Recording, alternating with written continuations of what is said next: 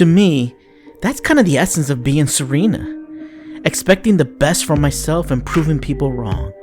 There were so many matches I won because something made me angry or someone counted me out. That drove me. I've built a career on channeling anger and negativity and turning it into something good. My sister Venus once said that when someone out there says you can't do something, it's because they can't do it. But I did do it. And so can you. Serena Williams. The 2022 U.S. Open Tennis Championship started this summer, and one of sport's most well-awaited players, the Serena Williams, started strong, beating Maria Sharapova in the first round and Kat McNally in the second round. Deemed as one of the greatest female tennis players in history, winning a record-high 23 Grand Slams. But did you know that she had to overcome several obstacles that most tennis players did not face? A black woman in a predominantly white sport had to grow up in a poor neighborhood practicing on public courts that were not always safe, and on top of that, had to relocate to several states for years. Not to mention, Serena even had to endure intense scrutiny of her body, racism, and sexism. But despite all this, she is an exceptional tennis player and still continues to be. Want to hear how she did it? Then stick around to the end of today's video and let's learn more about her inspiring story. Welcome to Untapping Your Potential, where we will share with you motivational stories that will keep you growing and inspire you to take action. When I look back on the path that took me to get where I am today, I think about the little girl with a big dream of the future. In so many ways, I had no concept of what I was aiming for, but I knew in my heart and I trusted my instincts. September 26, 1981, Serena was born in Michigan to a well-to-do athletic family. Her mother and father were both tennis coaches, and the sport ran in their blood. Soon after she was born, the family had to move to California, where Serena grew up as the youngest of 5 daughters. It was there that Serena picked up a racket for the first time and began to learn how to play tennis. Her father would train and coach Serena nonstop, along with her sister Venus. I was blinded by passion, and as I practiced in Compton all those years later, one thing always remained the same. Once you set your goals, always aim higher. To her father's surprise, the young girls quickly demonstrated a talent for the sport, just like her parents. Every single day till night, the 3 would practice tennis on the city's public courts. That's always been me. I want to be great. I want to be perfect. I know perfect doesn't exist, but whatever my perfect was, I never wanted to stop until I got it right. When Serena had turned 9, she and her family had to relocate once again, but this time to West Palm Beach, Florida. There, Serena and Venus both began playing against junior tennis players and began working with a new coach, Rick Macy.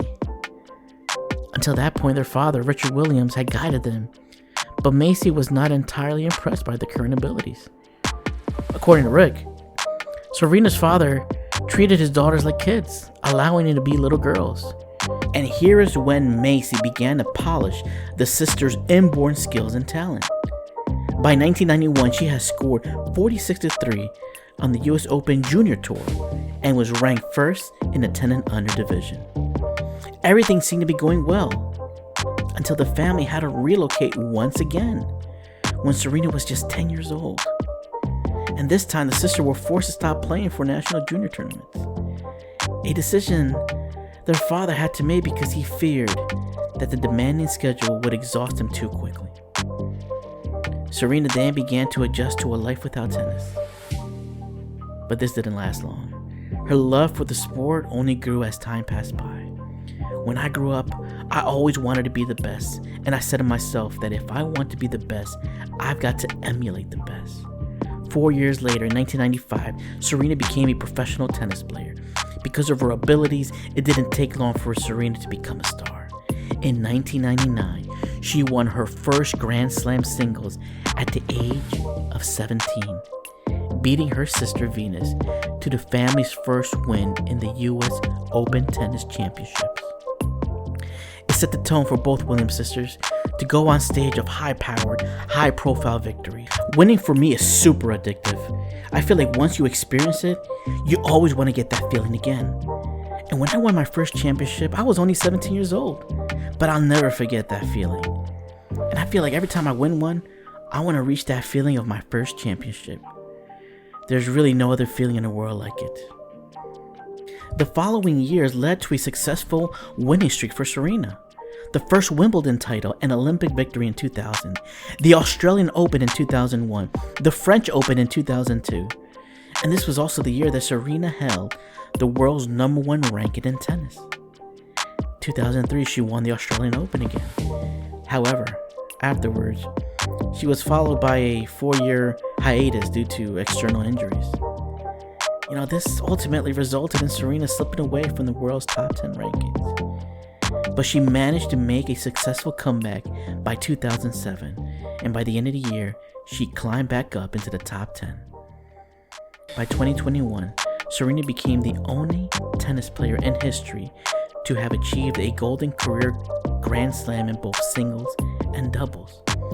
She has 39 Grand Slam titles to her name, including 23 in singles, 14 in women's doubles, and 2 in mixed doubles, placing her third all-time and second in the Open era. I've had many struggles.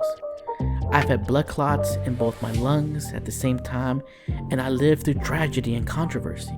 I've had people look past me because of the color of my skin. I've had people overlook me because I am a woman. But I never let anyone define my potential by my gender or my color. I continue to raise my voice in hopes of breaking barriers and make it easier for those coming up after me. US Open Championship marked an end to Serena's decade-long, glittering tennis career. Serena, who has won the event 6 times in the past, fought back several times against the Australian player Ajla Tomljanovic, winning a dramatic tiebreak in the second set. But luck wasn't on her side this time.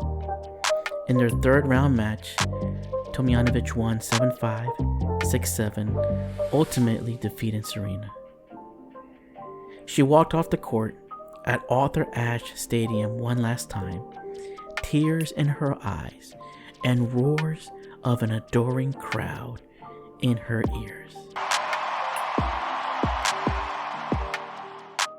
Serena, who's now 4 years old, stated in the month's Vogue's issue cover story that she intended to leave the sport to focus on other things, including raising a family.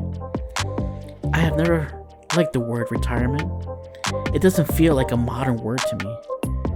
I've been thinking of this as a transition, but I want to be sensitive about how I use the word, which means something very specific and important to a community of people. Maybe the best word to describe what I'm up to is evolution. Can you relate to Serena's backstory? I know you have ambitions, and I'm sure you also have walls stopping you from reaching them. Whether it's because of your ethnicity, your physical appearance, personal circumstance, or even gender role. Most often than not, you start to believe in boundless limitations. You begin to set limits for yourself in life, whether it's consciously or even unconsciously. But having limits doesn't mean you should stop trying.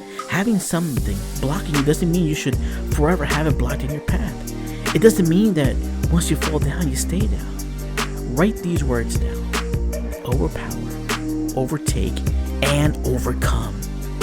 It may not be easy, and it may not be spontaneous, but the power of the mindset is important, and it determines your age.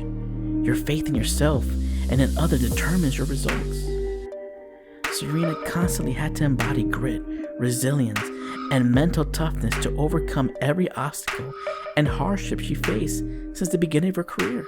And when you do, and like her, you will have your own fortress of strength. Remember this: if plan A and plan B doesn't work, well, guess what? There's always plan C. begin to realize that what may seem impossible to you can now become possible. Never forget, if you fail or are forced to stop, learn from it. Take that negativity and make it your strength.